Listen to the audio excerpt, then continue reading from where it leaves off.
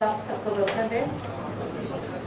میں خدا کا شکر کرتی ہوں کہ کافی عرصہ سے اس چرچ میں آ رہی ہوں، لیکن کبھی سوچا بھی نہیں تھا کہ یہ وقت آئے گا کہ یہاں پہ کھڑے ہوں گے۔ لیکن خدا کیا ہے، مہربان ہے، وہ ناممکن کا خدا ہے۔ اگر خدا پتھروں سے اپنی حمد و تعریف کروا سکتا ہے تو ہم تو جیتی جان ہے، جس کو خدا نے بنایا اسی مقصد کے لیے کہ وہ ہم اس کی تعریف کریں۔ ہم خدا کا شکر کرتے ہیں۔ دوسرا یہ کہ میں اپنی چیئر پرسن اپنی کمیٹی کی شکر گزار ہوں، جنہوں نے مجھے اس قابل سمجھا کہ آج میں یہاں کھڑی ہوں۔ خدا سے درخواست ہے کہ خدا میری مدد کرے اور خدا میں پورے کلام میں میرا محافظ ہو، تاکہ آج جو ہم سیکھیں سب مل کر سیکھیں کہ خدا ہم سے کیا فرماتا ہے۔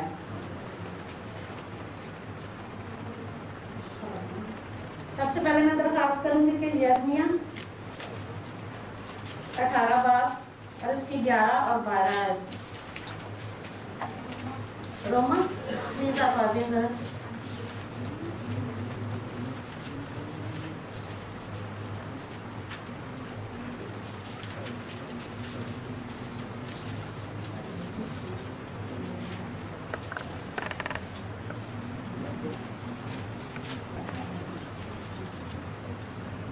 کلام مقدس میں آج کا پہلا حوالہ پڑھیں گے، یرمیہ 18 باب اس کی 11 اور 12 آیت۔ اس طرح سے ہے، اور اب تو جا کر یہودا کے لوگوں اور یروشلم کے باشندوں سے کہہ دے کہ خداوند یوں فرماتا ہے کہ دیکھو، میں تمہارے لیے مصیبت تجویز کرتا ہوں اور تمہاری مخالفت میں منصوبہ باندھتا ہوں۔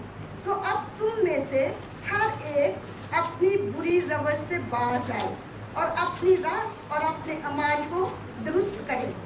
پر وہ کہیں گے کہ یہ تو فضول ہے، کیونکہ ہم اپنے منصوبوں پر چلیں گے اور ہر ایک اپنے برے دل کی سختی کے مطابق عمل کرے گا۔ خداوند کے کلام پہ پڑھے اور سنے جان پر خداوند کی برکت ہو۔ دوسرا حوالہ ہم یہودا کی انجیل اس کا 14 باب 1 سے 6 تک پڑھیں گے۔ روما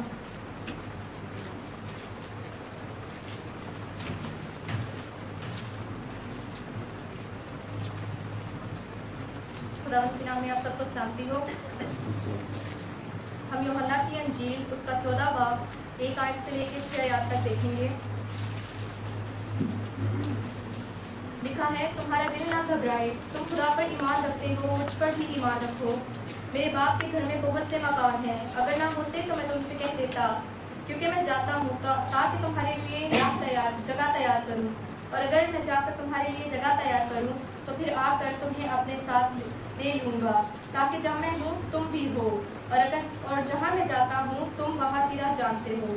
توما نے اس سے کہا، اے خداوند، ہم نہیں جانتے کہ تو کہاں جاتا ہے، پھر آپ کس طرح جانیں؟ یسوع نے اس سے کہا کہ راہ پر زندگی میں ہوں، کوئی میرے وسیلہ کے بغیر باپ کے پاس نہیں آتا۔ خداوند کے کلام کے پڑھے اور سنے جانے پر خداوند کی برکت ہو۔ خداوند کا شکر ہو۔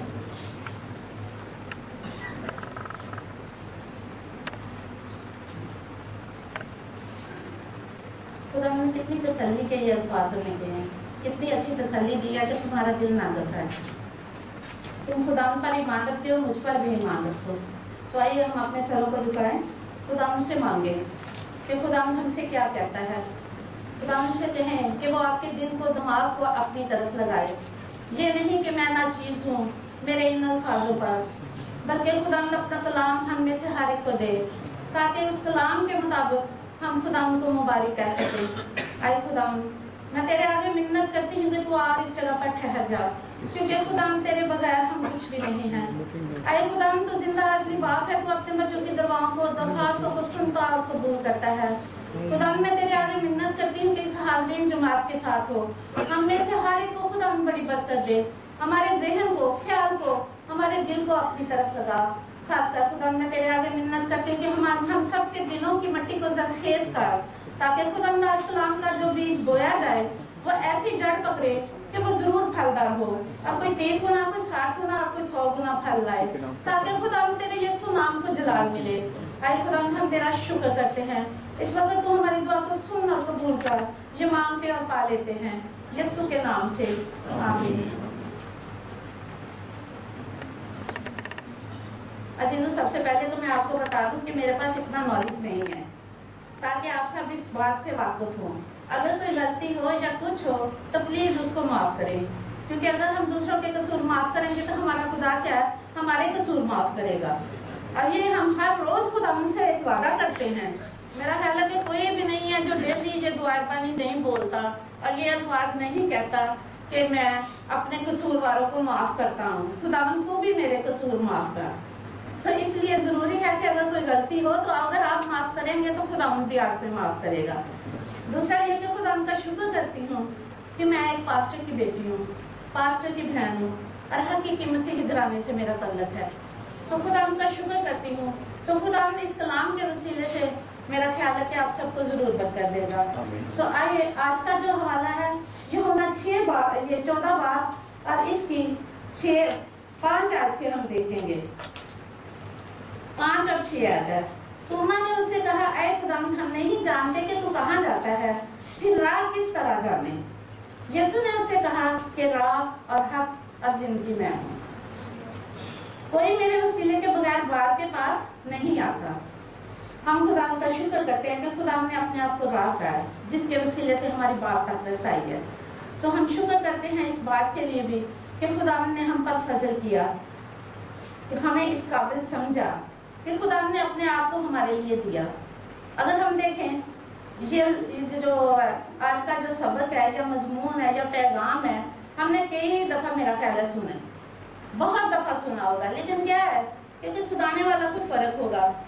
किसी ने किसी तरीके से इसे बयान किया है, दूसरे ने और तरीके से बयान किया होगा। लेकिन देखें कि हम जब छोटे थे बचपन से ये चीज़ें सीखते आ रहे हैं। मेरा ख्याल है स्कूलों में, संडे स्कूल में, हर जगह पे हमने ये सीखा है। लेकिन क्या है कि मेरा ख्याल है कि अब तक हमें ये ज़ुबानी याद नहीं है। कोई भी ऐसा हवाला नहीं है जो कि इतनी दफ़ा पढ़ने के बावजूद भी हम उसे ज़ुबानी याद रख सकें। लेकिन ये है कि हम खुदा के कलाम को जब भी गहराई में देखते हैं तो कोई ना कोई अच्छा मोती ज़रूर ही हमें मिल जाता है, हमारे फ़ायदे की कोई ना कोई चीज़ ज़रूर निकल आती है। तो इसलिए आज हम देखेंगे, ये 6वीं आयत पर गौर करेंगे। यीशु ने उसे कहा कि राह और हक और ज़िंदगी मैं हूँ, जिसमें से राह, हक और ज़िंदगी, ये 3 लफ्ज़ हैं जिन पे हम आज गौर करेंगे। पहला है राह मैं हूँ। क्या है कि वो ज़मीन पर फजल की सब बरकतों और आसमान की सब शक्तों के लिए राह है। राह का मतलब क्या है? राह का मतलब है रास्ता, तारीख, शारा, अरबी में शारा कहते हैं, और रवश, जो रवश हम इख्तियार करते हैं। आजकल के दौर में जो हमारे जवान बच्चे जिन रवश पर चलते हैं, ये राह है। सो इस राह के लिए यानी कि ये हकीकत है कि आदमी जो राह इख्तियार करता है वो क्या है, उसके किरदार की अक्कासी करता है। जब हम देखते हैं कि ये किस राह पे जा रहा है तो फौरन हम जज कर लेते हैं कि इसकी राहें जो हैं वो गलत हैं, इसकी राहें सीधी नहीं है। हमारे बुजुर्ग इस बात को जानते हैं कि अगर कोई बच्चा इधर उधर हो तो वो जरूर कहेंगे कि ना बच्चे तेरी राह तो मैं ऐसी पहचानने हैं कि तू केड़ी राह पे जा रहे हैं, फौरन वो पहचानते हैं। तो इसलिए ये जो है राह अच्छी या बुरी जो है, ये राह के वसीले से हम अंदाजा लगा सकते हैं। इसमें हमारी अपनी मर्जी है कि हम अच्छी राह इख्तियार करें या बुरी राह, लेकिन ये राह है। यिर्मयाह 18 में हमने पढ़ा, उसकी 11 आयत देखें क्या उसमें लिखा हुआ है। खुदा ने कहा है कि तो अब तुम में से हर एक अपनी बुरी रवैया से बाज आए और अपने अमाल को दुरुस्त करे। कितना सख्त हुक्म खुदा ने दिया हुआ है। क्या हम इसे सुन सकते हैं? क्या हम इस पर अमल कर सकते हैं जो खुदा ने हमें दिया है? क्या हमें जरूरत है इसको पूरा करने के लिए, इस राह से बाज आने के लिए? लेकिन क्या है अजीजों कि हम सुनते भी हैं, पढ़ते भी हैं, लेकिन फिर भी हम पता नहीं क्यों उसी रवश पे चलते हैं। इसलिए हमें थोड़ा सा अपना तरीकाकार जो है उसको बदलना चाहिए। उसके अलावा खुदावंद का जो है ये राह का लफ्ज़ जो है ये खुदावंद की मर्जी और इरादों के लिए भी इस्तेमाल हुआ है। अगर आप देखें खरूज 33 बाब उसकी 3 आयत, उसमें लिखा है इस मुल्क में शहद और दूध बहता है और चूंकि तू गर्दनकश कौम है इसलिए मैं तेरे बीच में होकर ना चलूंगा, ऐसा ना हो कि मैं तुझको राह में फना कर डालूं। यहाँ क्या खुदा ने बताया? खुदा के इरादा और मर्जी है। खुदा को पता था कि उसकी जो कौम है वो जब भी जाती है वो जरूर अपनी राह से हट जाती है, हमेशा उसके साथ साथ चलना पड़ता था। तो लेकिन खुदा ने क्या है हमारा खुदा तहम्मुल कर